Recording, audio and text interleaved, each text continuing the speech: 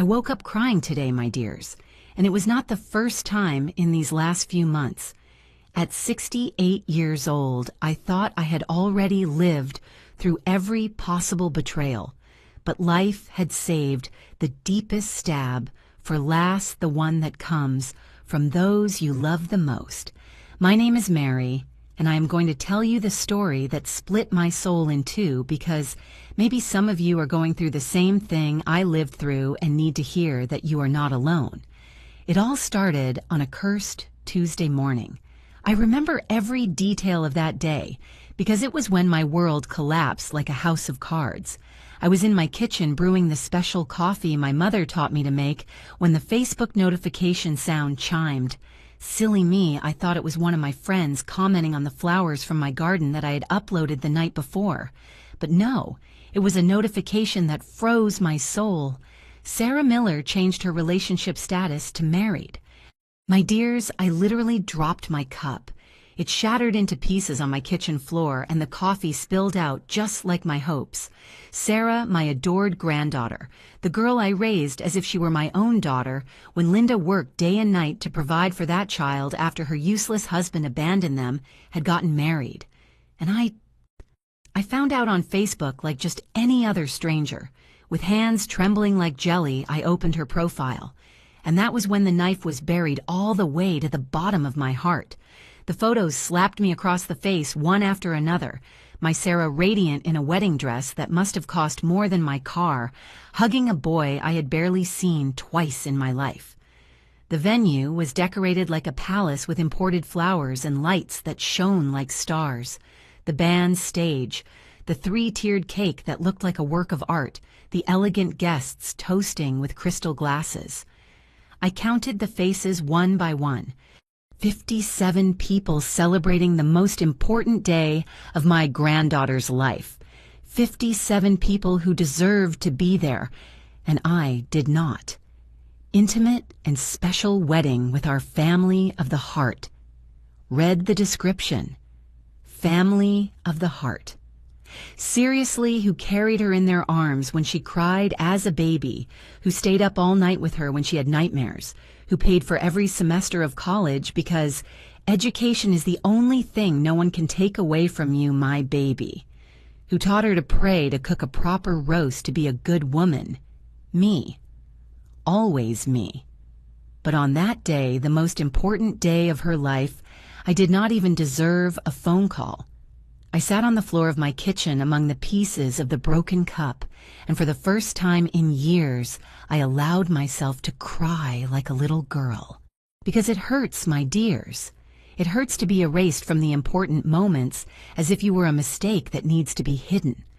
I remembered when Sarah was 7 years old and we used to play weddings with her dolls. "You are going to be my maid of honor, Grandma," she would tell me with those bright little eyes. "And you are going to wear the prettiest dress in the world because you are the most important woman in my life." A lie. It had all been a lie. The phone rang about 2 hours later. Linda, my daughter, the woman I gave birth to with so much pain and so much love. "Did you see Mom?" she asked me with a voice so casual that it hurt me more than any scream. "I found out on Facebook," I told her, and my voice sounded like broken glass. "Oh, do not be dramatic. It was something very simple, very intimate. We did not want to complicate things for anyone." Dramatic. Was she seriously calling me dramatic for feeling destroyed? Simple. I asked her, looking at the photos of the hall that looked like it was taken from a magazine. Intimate with over 50 people. "Mom, understand you are already old." The place was far away, and besides, well, you know how you get at parties. Old, a burden, a problem. Those were the words she did not say, but that I heard clearly in the silence. "It is fine, my daughter." I lied like I have lied all my life to keep the peace. The important thing is that she is happy. But it was not fine. Nothing was fine. I hung up the phone and stayed there in my big and silent house, surrounded by all the photos where I had been present in every important moment of their lives. First communions, graduations, birthdays, Christmases. I had always been there, always. until they decided I did not deserve to be there anymore. That night, I could not sleep. I stayed up looking at the photos over and over again, as if it were a horror movie I could not turn off. And in every image, in every smile, I saw the same heartbreaking truth. My own family had erased me from the happiest day of my granddaughter's life. What I did not know, my dears, is that betrayal was just the first of many that were about to come. 3 days after that nightmare, when my soul was still in pieces and my eyes were swollen from crying so much, my phone rang. It was Sarah. My dears, my heart jumped with joy. I thought she has realized what she did. She is going to ask for my forgiveness. She is going to explain why she excluded me, how naive I was. "Grandma," she said to me with a cracked little voice that melted my heart instantly.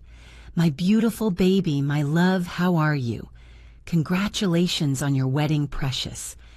I said it, and all my rage evaporated like water on a hot griddle. Because that is how we grandmothers are right. They can stab us with 1,000 daggers, but it is enough for our grandchildren to call us for us to forget all the pain. "Grandma, I am crying," she sobbed on the other end of the line. "I need your help. I do not know what to do." My grandmother instinct activated like an ambulance siren. "What happened, my sweetie?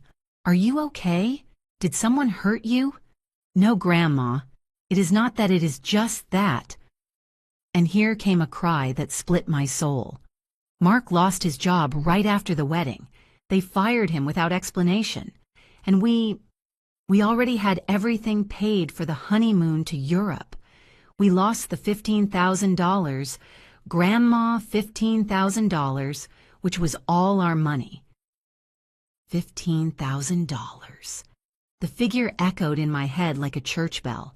"Oh, my love, how terrible," I murmured, feeling her pain as if it were mine. "Grandma, you are the only person in the world who can help us, the only one who understands us. Mark is destroyed. He says he feels like a failure who cannot even take his wife on a honeymoon, and I do not know what to do. You have always been like a mother to me, more than a grandmother." Did you hear that? More than a mother to me. After excluding me from her wedding, now she did need me now, I was important. But in that moment, my dears, I only listened to my granddaughter crying. I only thought about her broken heart and that boy who had lost his job at the worst possible moment. "How much do you need my love?" I asked, without thinking twice. "The $15,000 for the honeymoon. But Grandma, I know it is a lot of money. I am not asking you to give it to us, it is a loan. I swear to God that we will pay you back in 6 months maximum. Mark is already looking for work, and I'm going to pick up overtime at the office." $15,000. It was a lot of money, yes, but it was money I had. Money I had saved all my life working like an ant. Money I kept precisely for my family's emergencies. "Do not worry about that, my daughter family is there to help each other," I told her, and I could feel her relief even through the phone. "Grandma, you are an angel, I love you so much." I knew I could count on you. Now she loved me. Now she counted on me. "How can I transfer the money to you, my heaven?" "Mark is going to send you the account details via text." "Grandma, you do not know what this means to us. You are the most generous grandmother in the world. You have always been there for me." I had always been there, except at her wedding, of course. But I said nothing. I only thought about seeing her happy, about her having her dream honeymoon with her new husband. "I love you, Grandma. I promise we will pay this back right on time. In 6 months maximum, you will have your money back." After hanging up, I sat there with a strange sensation in my chest. On one hand, I felt good being able to help. It is what I had worked for all my life, right? To leave something for my children and grandchildren to be there when they needed me. But on the other hand, something made me uncomfortable. Maybe it was the way she had cried so conveniently. Maybe it was that she only called me when she needed money, not to apologize for the wedding. 20 minutes later, the message from Mark arrived with the bank details. Not even a hello or a thank you, just account numbers. That same day, I went to the bank and made the transfer. $15,000 that went from my account like a sigh in the wind. Sarah sent me a message that night. We received it, thanks, Grandma. We will send you photos from Europe. We love you. I fell asleep that night thinking that maybe I had been too hard on them about the wedding, that maybe they were right and it had been something very intimate, that the important thing was that now we were okay, that my granddaughter had sought me out when she needed me. What I did not know, my dears, is that that tearful call had not been a coincidence. It was the first step of a plan that was going to destroy my soul completely. The first signs arrived like droplets of rain before the storm. Small, almost imperceptible, but constant. 2 weeks after sending the money, I was at the grocery store buying my usual things when I ran into Lucy, the florist, who had decorated Sarah's wedding. "Oh, Mrs. Mary, what a pleasure to see you," she told me with that wide smile that characterizes her. "Listen what a beautiful wedding your granddaughter had. It had been a long time since I worked on such an elegant event." Yes, it was very nice. I lied because what else could I say? That I found out on Facebook. The truth is, they outdid themselves. They spent more than $25,000 just on decoration without counting the venue, the food, the band. Ooh, that party must have cost about $60,000. My blood froze, my dears. $60,000. Was that the simple and intimate wedding Linda had told me about, well, young people these days? I murmured, trying to look normal while inside everything was collapsing. Yes, and then they still had money to go on a honeymoon to Europe. Some people are so lucky. Lucy laughed. Although between you and me, Mrs. Mary, they looked a little stressed about money on the day of the wedding. Mark was walking around very nervous, asking if he could pay half now and half later. Money problems. On the wedding day, they already had money problems. I arrived home with my legs shaking. They had spent $60,000 on a wedding, but 3 days later, they called me crying because they did not have $15,000 for the honeymoon. Something did not add up. That night, like a masochist, I started checking Sarah's Instagram, and there were the photos of her honeymoon in Europe. But they were not photos of a couple who were suffering financial hardships. No. My granddaughter posing in restaurants that looked like they were from a movie with dishes that surely cost more than my weekly groceries. Mark with brand new designer clothes smiling in 5-star hotels. She with Louis Vuitton bags, he with shoes that shone like mirrors. "Dining at the best restaurant in Paris," said one photo. "Mark spoiled me with this necklace in Milan," said another, showing some pearls that seemed worth a fortune. With what money, with my $15,000, I called Sarah that night. Once, twice, 3 times. She did not answer. I sent her a text. "Hello, my love, how are you guys? You look very happy in the photos." She replied the next day. "Hi, Grandma, all good. Europe is beautiful. Thanks for everything." Not a call, not an "I miss you," not a thank you for making this trip possible. Just a message as dry as stale bread. The days passed and my calls became ghosts. Sarah did not answer anymore. If I wrote to her, she responded with 1 or 2 words maximum. "Yes." "Okay. We will talk later." Later. When is later? When your grandmother wants to know how you are. But the worst, my dears, the worst was yet to come. One Thursday afternoon, my phone rang. Linda. "Mom, how are you?" "Fine, honey, just hanging in there," I told her, although inside worry was eating me alive. "Listen, Mom, I need to ask you a favor. It is something delicate." Another favor. Another need. "What happened, Linda?" "It is just that. Well, they found something in some medical tests on Robert. Nothing grave, but he needs a surgery. And you know how health insurance is. It does not cover everything." Robert, her new boyfriend, the man she had been dating for barely 6 months. "How much do you need?" I asked, although my stomach already hurt from the answer. $5,000. "But Mom, it is a loan, okay? We will pay you as soon as Robert recovers and can work." $5,000. For a man I barely knew. for medical expenses, which sounded very convenient. Honey, can he ask for a loan at the bank or with his family? Mom, you know banks do not give loans that easily, and his family has no money. You are the only one who can help us. Please, Mom, it is a matter of life or death. Life or death. Seriously. But I am a mother, my dears, and mothers, as much as it hurts us, as much as something does not sound right, we cannot let our children suffer. All right, I sighed. I will make the transfer tomorrow. Oh, Mom, you are the best. Robert is going to be so grateful. I promise we will pay you back. Another promise. Another we will pay you back.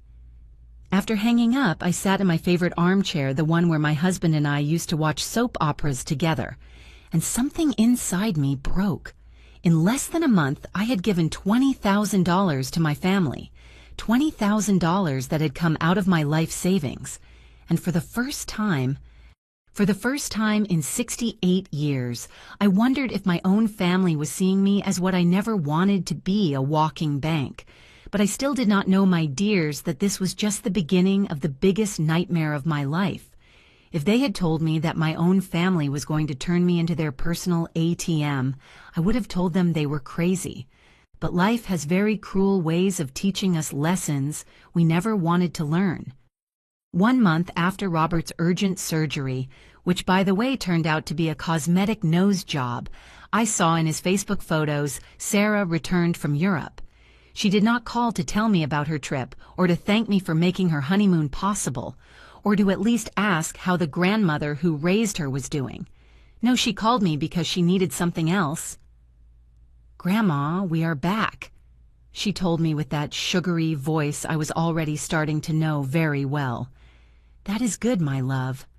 How was everything? You looked very happy in the photos." "Yes, it was super cool. Europe is incredible. But hey, Grandma, we are already thinking seriously about our future." Ah, here came the real reason for the call. "Mark and I want to buy our own apartment. We are tired of renting, throwing money in the trash." "That is good, sweetie. It is important to have your own assets." "Exactly. That is why I am calling you. We found the perfect apartment in an incredible area. It has 2 bedrooms, 2 bathrooms, a full kitchen, a gym. It is like a dream." "It sounds very nice."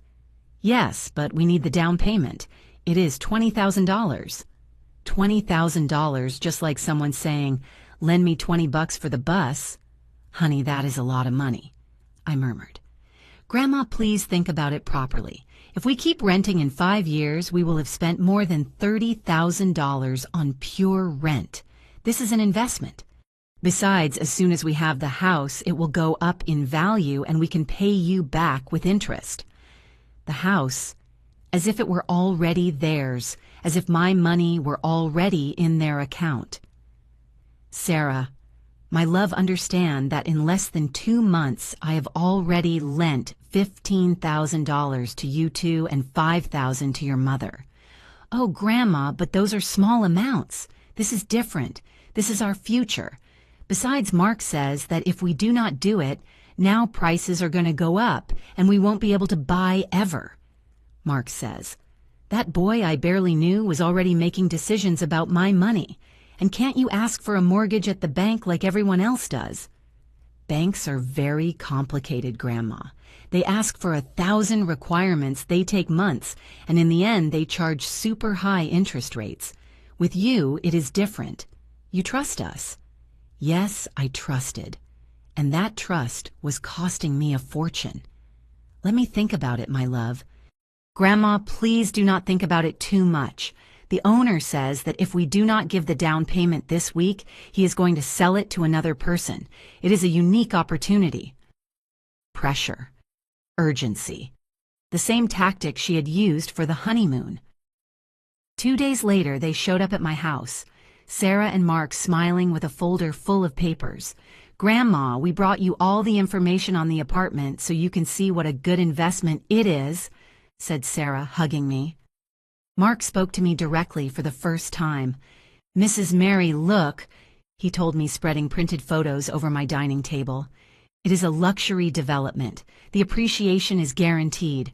In 2 years, this is going to be worth double." He said it as if he were a real estate agent, not the son-in-law who had never said a word to me. "It is beautiful," I admitted, looking at the photos. "And look at this," continued Mark, taking out more papers. "Here is the payment plan I propose. You lend us the $20,000 for the down payment, and we pay you $1,000 monthly for 25 months with $100 of interest per month." Payment plan. Was he seriously presenting me a payment plan, as if I were a bank? "Mark, my love, it is not necessary for you to pay me interest," I told him, because despite everything, I was still a grandmother. "No, Mrs. Mary, I insist it is only fair. You are investing in our future, and we are going to demonstrate that we are responsible." Responsible. The boy who had lost his job right after the wedding was talking to me about responsibility. "Do you have a job now, Mark?" I asked him. "Yes, ma'am, I got something much better at a digital marketing firm. They are paying me very well." "How long have you been there?" 2 weeks, he responded without flinching. 2 weeks, and he was already asking me to lend him $20,000. But Sarah took my hands with that good girl face that melted my heart. "Grandma, please, we want to build our future. We want to have children someday and have them grow up in their own home. You have always taught us the importance of family. Help us form ours. Children, my future great-grandchildren." "All right," I sighed. "I will help you." Mark smiled like a cat that ate the canary. The next day I made another transfer, $20,000 more that flew out of my account. I had already lent $40,000 in 2 months. But this, my dears, this was just the warm-up. A week later, Linda called me. "Mom, can you watch the kids on Saturday? Robert and I want to go to a spa." Robert's kids.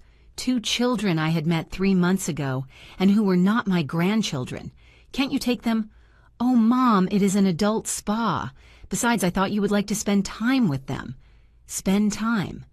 More like she wanted a free babysitter. "Okay," I said, because I have never known how to say no. But when Saturday arrived, she did not just bring the kids. She also brought a shopping list.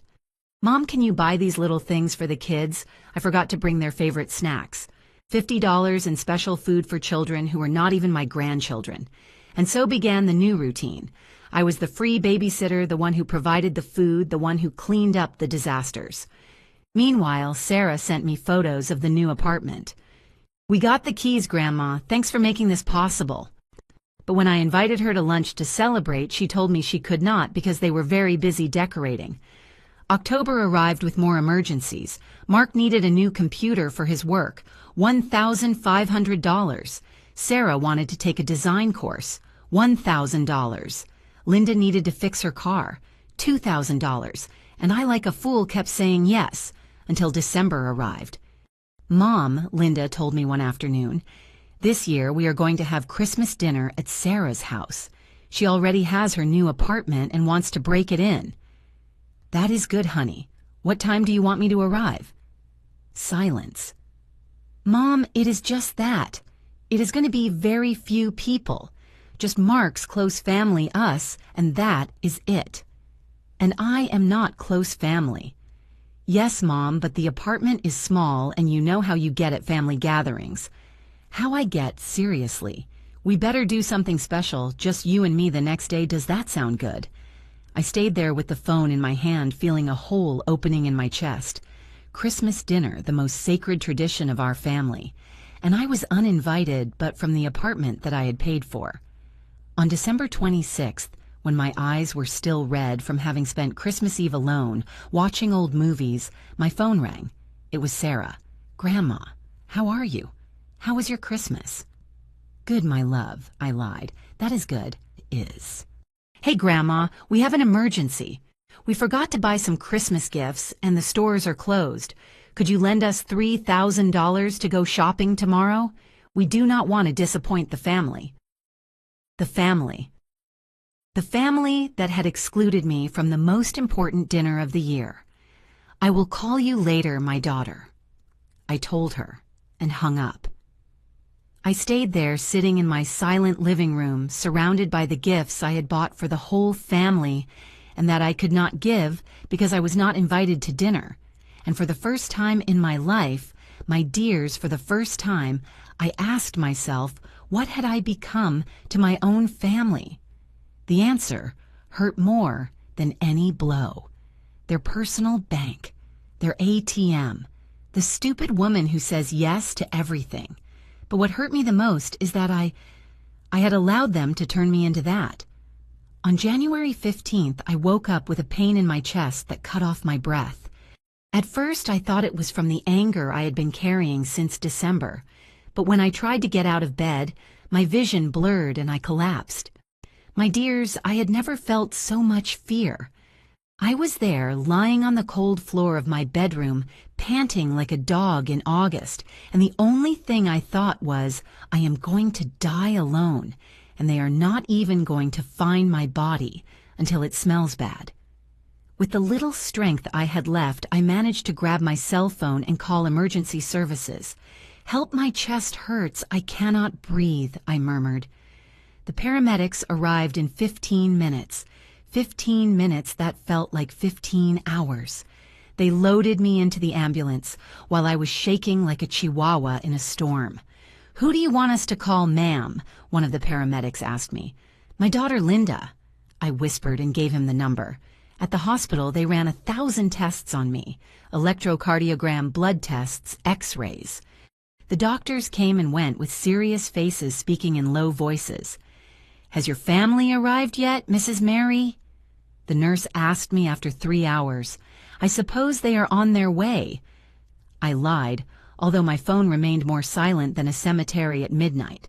I called Linda again. Nothing. Sarah. Straight to voicemail. "Hello." Linda finally answered around 5 in the afternoon. "Linda, I am at the hospital. They brought me in an ambulance this morning." "What? Why are you okay?" "My chest hurt a lot. The doctors are running tests." "Oh, Mom, but is it serious or what?" "I do not know, my love. The doctors have not told me anything yet. Can you come?" Silence. A silence that hurt me more than all the electrodes they had put on me. "It is just that." "Look, Mom, we are at Robert's parents' house. It is his mom's birthday, and we already bought the cake and everything. Can it be tomorrow?" Tomorrow. Was she seriously asking me if my possible heart attack could wait until tomorrow? "Forget it, Linda. You better take care of Robert's family." "Mom, do not get like that. If it is something serious, let me know and I will come, okay?"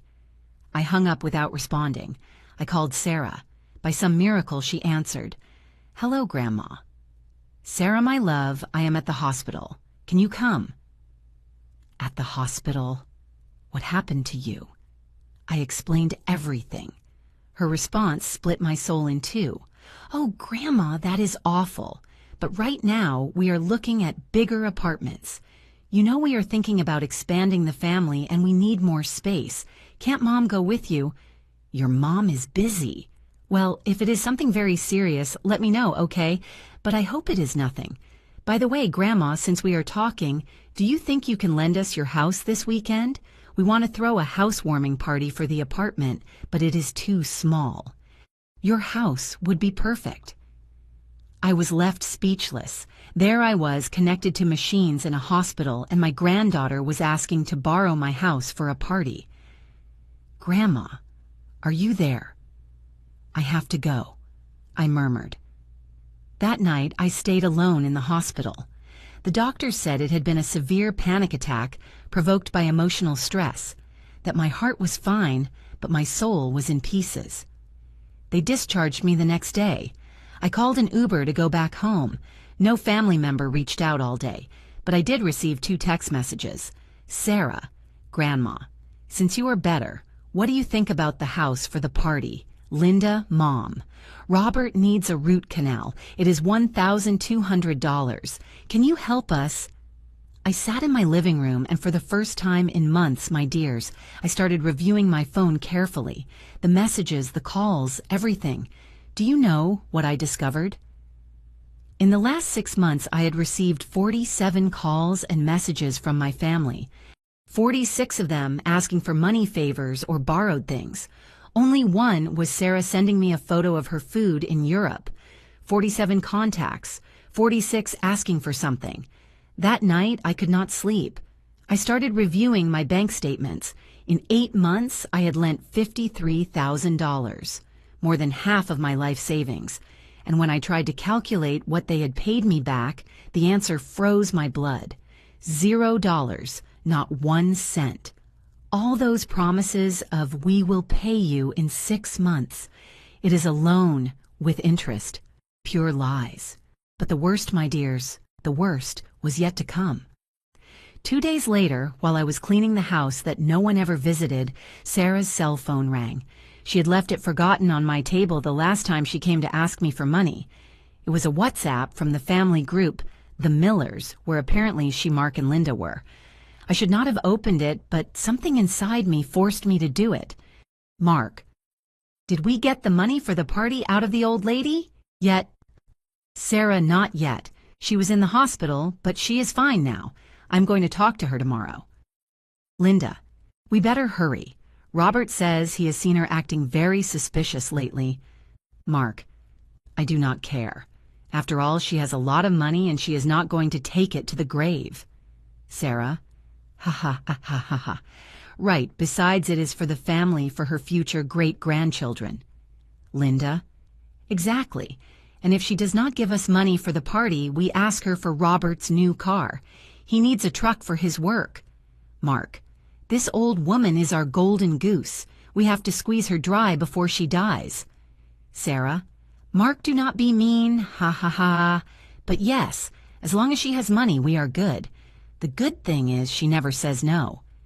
My hands shook so much I almost dropped the phone. The old woman, golden goose, squeeze her dry. Those were the words my own family used to refer to me. I was not their beloved grandmother. I was not the respected matriarch. I was not the woman who had sacrificed her whole life for them.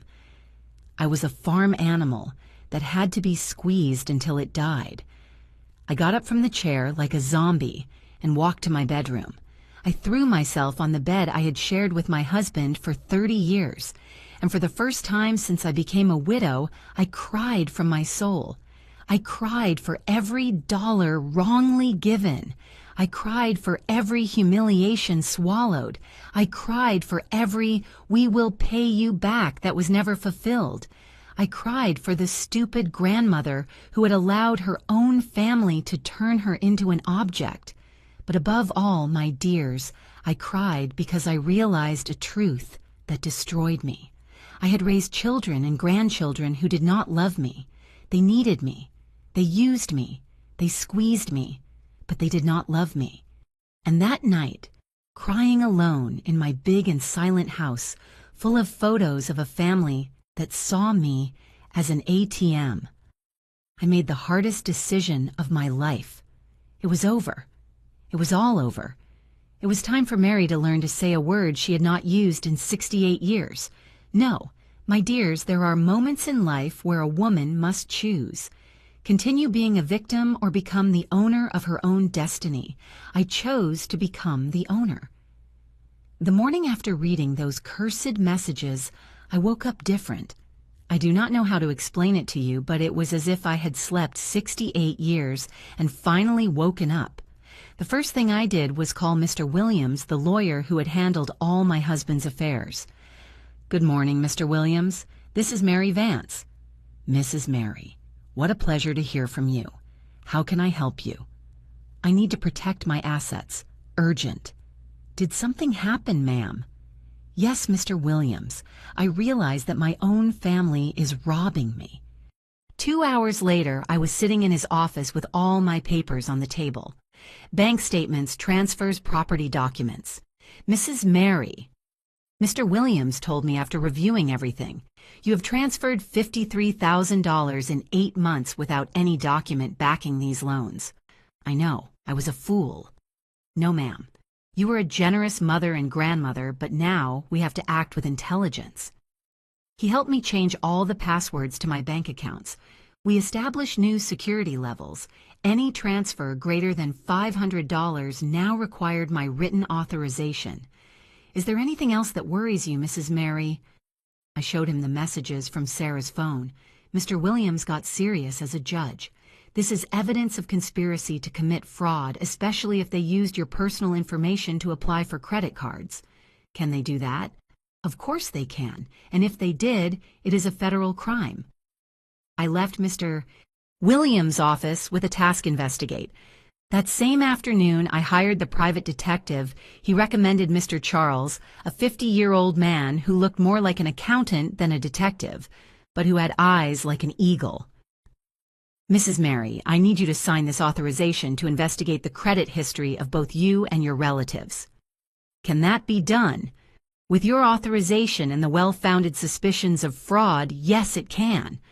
I gave him all the information, full names, dates of birth, addresses, everything a loving grandmother keeps of her family. How much time do you need? A week maximum. While I waited for the results, I did my own investigation. I reviewed every transfer I had made, every broken promise, every documented lie. Mark had never lost his job after the wedding. In fact, he had obtained a promotion 2 days before getting married. I discovered this by reviewing his LinkedIn profile. Robert's urgent surgery had been a cosmetic rhinoplasty that cost exactly $5,000. I saw it in the Google reviews of the clinic where they performed it. The apartment that I helped Sarah buy was not in her name. It was in Mark's name only. My granddaughter did not own a thing. 1 week later, Mr. Charles arrived at my house with a folder that looked as thick as a phone book. Mrs. Mercedes, please sit down before I tell you what I found. I prepared myself for the worst, but I was not prepared for this. Your granddaughter Sarah applied for 3 credit cards using your personal information as a co-signer. She owes a total of $12,000. The world spun around me. Your daughter, Patricia, opened a joint bank account with you without your knowledge. She's been withdrawing money for 4 months. How much money? I asked. $8,000. How is that possible? Someone forged your signature. I have copies of the documents. But he was not finished. Your daughter's boyfriend, Robert, is being investigated for a pyramid scheme scam. He used the money you gave him for the surgery to invest in a fraudulent scheme. And Mark lied about his job. They never fired him. In fact, he has been earning $60,000 a year for 2 years. The loan they asked you for regarding the apartment was not necessary. They had the money. I remained mute, completely speechless. There is more, Mrs. Mercedes. More? How could there be more? I found messages in a WhatsApp group where they are planning to ask you for $40,000 more to invest in a business, but the business does not exist. They are going to use that money to buy themselves a sports car, $40,000, for a car that they do not even need. What can I do? I whispered. Many things, ma'am. But first, are you willing to criminally denounce them? They are my family. Ma'am, with all due respect, these people are no longer your family. They are criminals who are systematically robbing you. That night, I did not sleep. I stayed awake planning my next move. The next day, Sarah called me. Grandma, how are you? I have missed you so much. A lie. She had not called me in 2 weeks. I am fine, my dear child. Hey, Grandma, I wanted to chat with you about something very exciting. Mark and I are thinking about opening a business, a coffee shop, but we need money to start. There it was, exactly as Mr. Charles had predicted. How much do you need? Well, it is a large investment. $40,000. But Grandma, it is a golden opportunity. In 2 years, we are going to be making a lot of money, and we can pay you back everything you have lent us with interest. Everything they had lent, as if it were many small things and not a stolen fortune. That sounds interesting, my love, I said with a calm voice that surprised even me. Really, I knew you were going to understand. You are the most understanding grandmother in the world. Let me think about it, okay? Of course, Grandma. but do not take too long because the owner of the location says that if we do not reserve it this week, they are going to give it to others. The same pressure as always, the same fake urgency. I will call you tomorrow to let you know, I promised her. Perfect, I love you, Grandma. After hanging up, I dialed Mr. Williams. Mr. Williams, I have everything I need. It is time to act. Are you sure, Mrs. Mercedes? More sure than ever in my life. Then tomorrow we begin. We are going to recover your money and your dignity. That night, for the first time in months, I slept like a baby, because I knew that Mercedes, the fool Mercedes, the one who says yes to everything, Mercedes, the ATM, that Mercedes had died. And the woman who had been born in her place was a woman who was not going to allow anyone, not even her own family, to use her again. The war had begun, and this time, my dears, this time, I was going to win. On Wednesday morning, I sent a message to the family group chat from which they had excluded me, but to which I now had access thanks to Sarah's forgotten phone. Urgent family meeting at my house on Saturday at 3 p.m. It is very important that you all come. I have something very serious to communicate to you. The responses arrived immediately. Patricia. What happened? Mom, are you okay? Sarah, Grandma. Is it something serious? You have me worried. Mark. What is this about Mrs. Mercedes? I will explain everything on Saturday. Just come, everyone. Saturday arrived like Judgment Day. I prepared my living room with the same care as if I were going to receive the president. I put out coffee, sweet pastries, everything like the perfect hostess I had always been. But this time was different. On the coffee table, I placed 3 thick folders, one for each of them. Mr. Charles, my detective, was hiding in my study with a tape recorder. Mr. Williams was on his way, waiting for my call. At 3 o'clock sharp, the doorbell rang. "Grandma!" Sarah shouted, hugging me with that fake effusiveness I already knew so well. "Did you think about the business? I am super excited." Patricia arrived with Robert, who barely greeted me with a wave of his hand. Mark entered, as if he owned my house, looking toward the kitchen.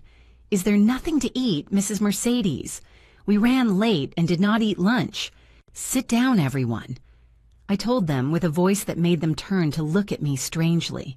There was something in my tone they had never heard before. "Mom, are you okay? You look different," Patricia said. "I am perfect, my love. Better than ever." I sat in my favorite armchair, the one that had belonged to my husband, and looked at them all like a judge about to pass a sentence. "I called you here because we need to clarify some things." "What things, Grandma?" Sarah asked with that little smile she thought manipulated me. "Things about money, things about lies, things about betrayal." I took the first folder. "Let's talk about you first, Patricia." I opened the folder and took out the documents. "This is a bank account that you opened using my name and my personal information. You have withdrawn $8,000 in 4 months with my forged signature." Patricia turned white as flour. "Mom, I can explain." "Explain what? That you committed fraud, that you forged my signature, that you stole from me." "I did not steal from you. I was going to replace the money." "With what money, Patricia?" "With the $5,000 you asked me for Robert's fake surgery." Robert shifted uncomfortably in his chair. "Because yes, Robert." I continued looking directly at him. "I know your operation was not an emergency. It was a cosmetic nose job that cost exactly $5,000. I have the bills from the clinic." "Mrs. Mercedes, Robert stammered. "You nothing. You used my money to operate on your nose while I believed you were dying." I took the second folder. "Now let's talk about you, Sarah." My granddaughter had gone mute, her eyes like saucers. 3 credit cards requested with my personal information as a co-signer. $12,000 of debt that I did not contract. Do you know what that is called? My love identity theft. Grandma, we thought that what? That you could use my information without my permission. That I was so stupid I was never going to notice. Mark stood up abruptly. This is ridiculous. You are family. Family helps each other. Sit down, Mark, I told him with a voice that surprised even me. I have not finished with you. I opened the third folder. Mark Hernandez, annual salary $60,000. You never lost your job after the wedding. In fact, you received a promotion 2 days before getting married. Mark's face fell apart. The $15,000 you asked me for the honeymoon because you had lost your job was a pure lie. You guys had the money. Mrs. Mercedes, he started to say.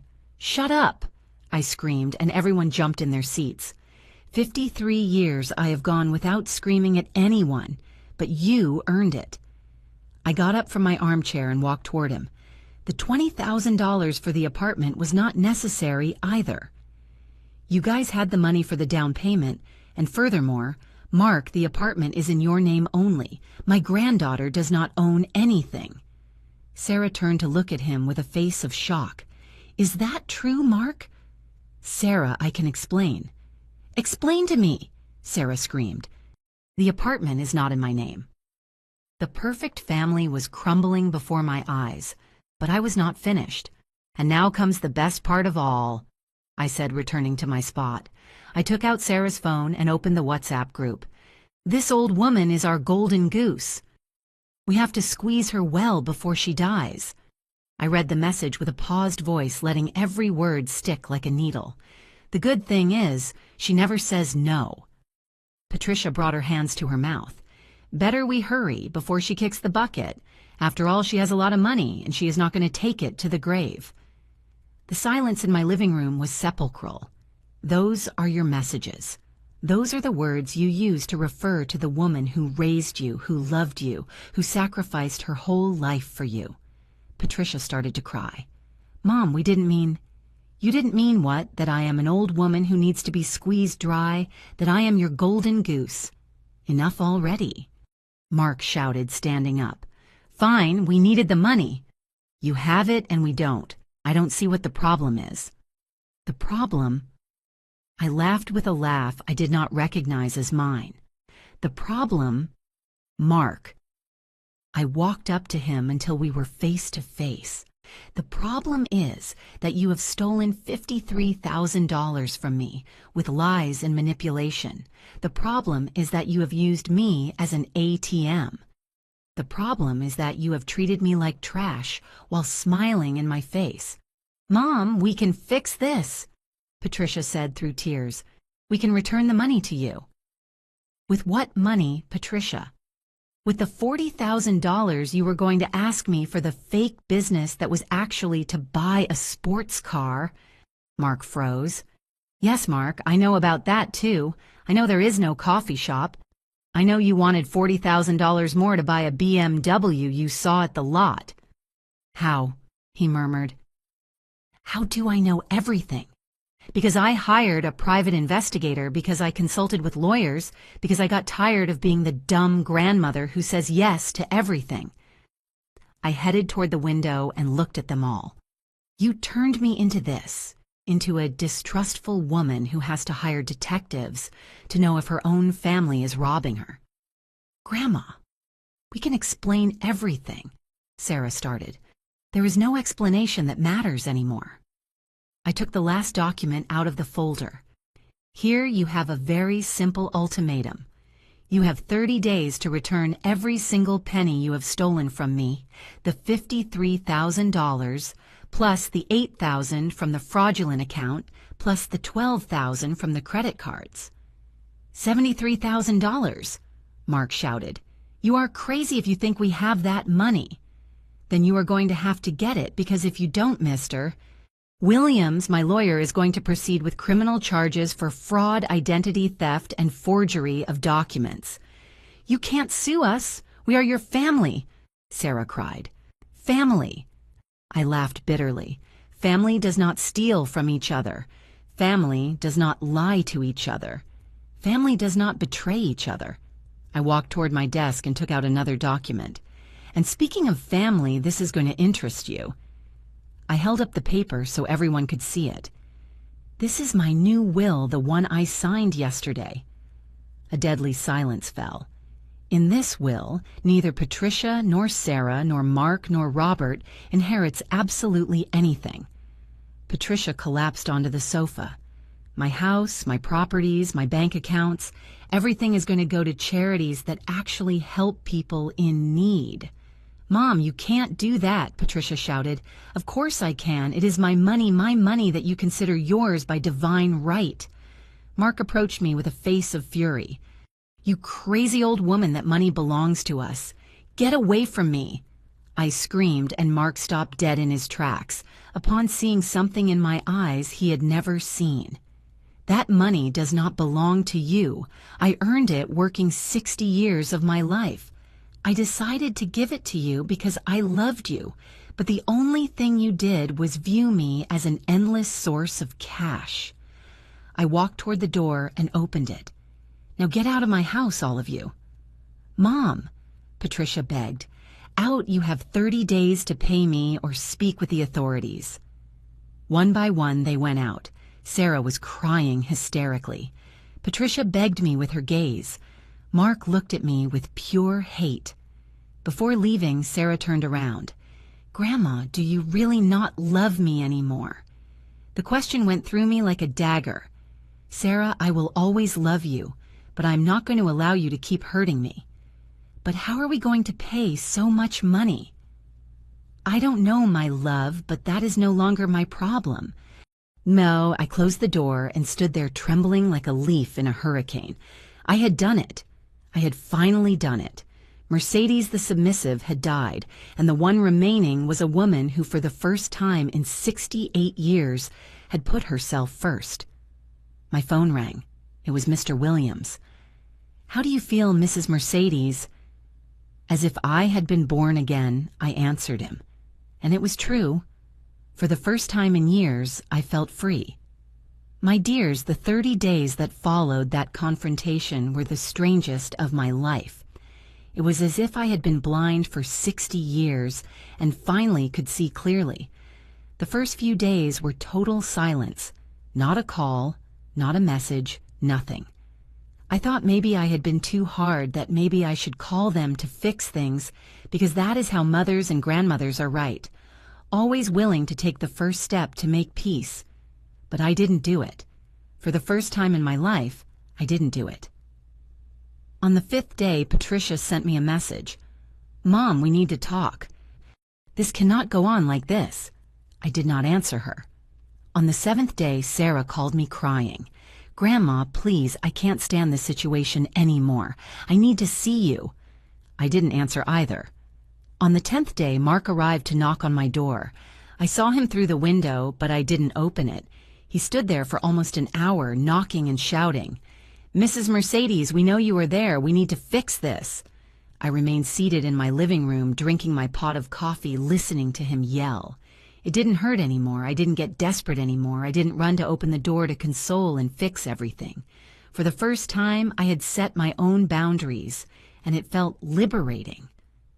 On day 15, the first attempt at real manipulation arrived. Patricia appeared at my door with eyes swollen from crying. Mom, open up, please. I come alone. I just want to speak with you.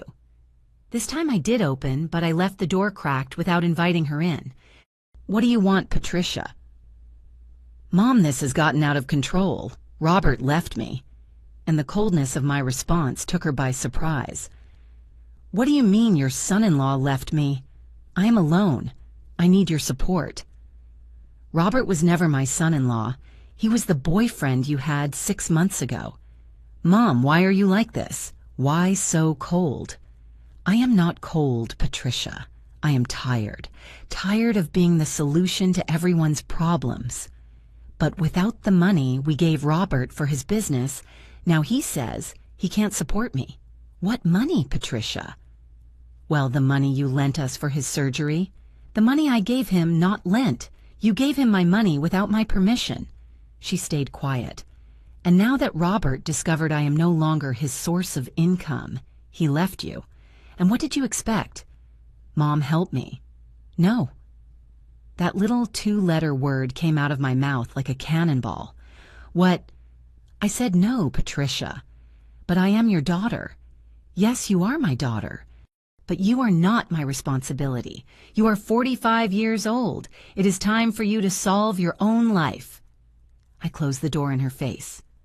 On day 20, Sarah came this time with a different strategy. She arrived with flowers and a handwritten letter. Grandma, I wrote you a letter. Read this, please.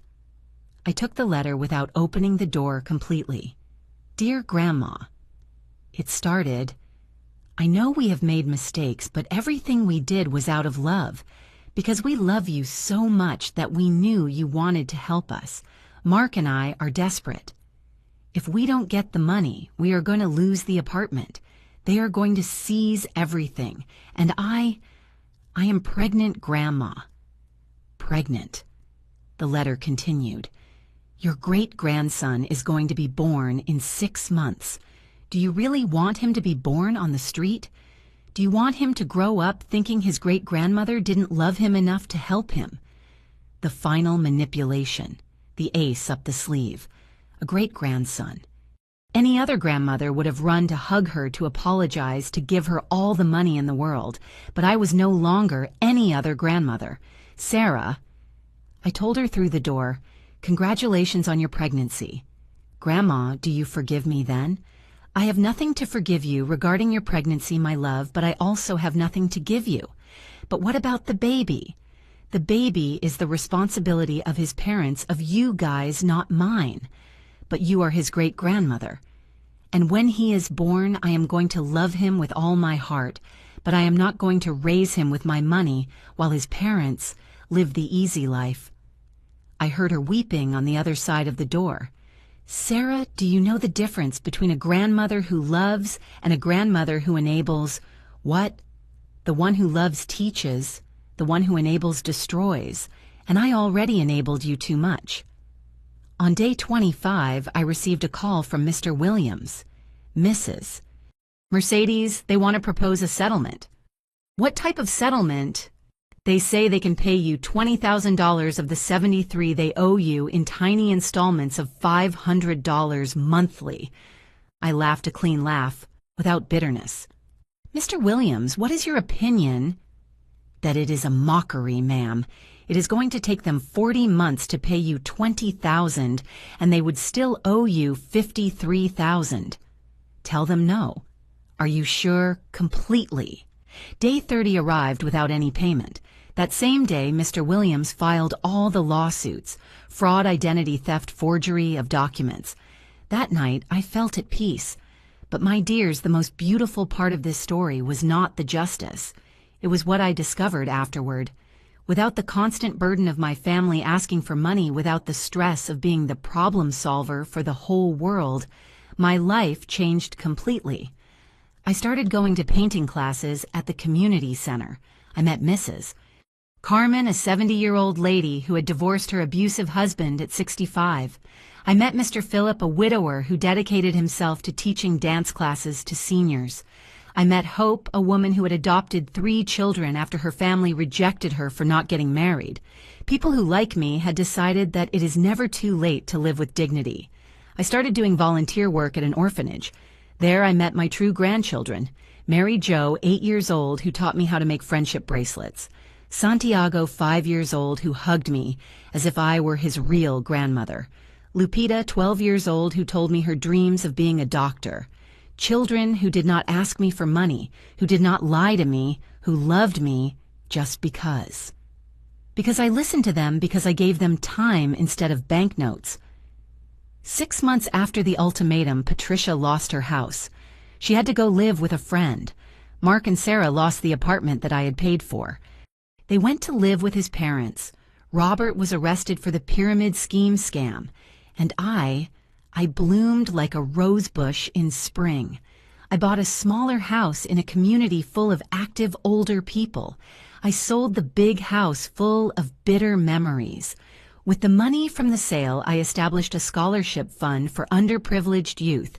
It is called the Mercedes Fund, and every year it helps 10 kids finish college. Last year, Sarah had her baby, a beautiful boy named Diego. She sent me photos via WhatsApp. I did not answer. 2 months later, she came to look for me at my new house. "Grandma, I want you to meet your great-grandson." I saw him through the window, a precious baby with chubby cheeks and curious eyes. I opened the door. "He is beautiful, Sarah." "Do you want to hold him?" "No." She stood there surprised. "Why not?" "Because holding that baby would be giving you false hope, making you believe that I am going to be part of your life like I was part of yours." "But you are his great-grandmother." "Yes, and I am going to love him always, but from a distance." "No, you aren't going to help us with anything. No, Sarah, not with money, not with time, not with my house, nothing. Then what is the point of having family?" "That," I told her, "is a question that you must answer. Today I am 70 years old. I live in my precious little house with my dog Cinnamon, whom I rescued from the street. I have friends who love me for who I am, not for what I have. I have adoptive grandchildren who visit me because they want to be with me, not because they need something. I have peace. Does it hurt being estranged from my biological family? Of course it does, but it hurts less than being close to people who see me as an object. I learned that true love, my dears, is not giving everything they ask for. It is giving what they need to grow. I learned that setting boundaries does not turn you into a bad person. It turns you into a person who respects herself. I learned that it is never too late to decide to live with dignity. Have you ever felt like an ATM for your own family? Have you felt that they love you more for what you give than for who you are? I learned that I deserve to be loved without conditions, without money in between, without emotional blackmail. Write in the comments, "I deserve respect," because you deserve it too, my dear. We all deserve it. And if there is someone in your life who only looks for you when they need something, perhaps it is time you learned the most powerful word in the world, no.